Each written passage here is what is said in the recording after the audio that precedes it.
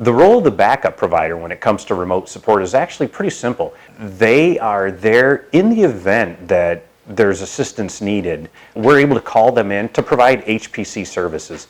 So the backup providers most times don't get called. It's very rare that we would actually call a provider agency in to provide a service.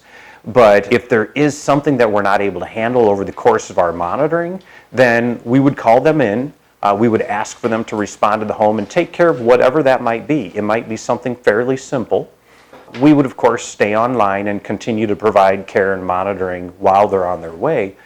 But one misconception, I think, is that the backup provider is providing some sort of emergency response service, and they're just really not doing that. If emergency services are needing, we'll call police, fire, EMS, whomever that may be. There might be a diabetic emergency, for example, that we would call the squad for that.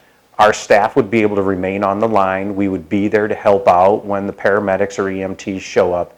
And we would also make sure that we're calling that backup provider so that they can come, perhaps be at the hospital or whatever's needed in the example. But really, it's going to be just a backup direct support, not necessarily even any sort of emergency service.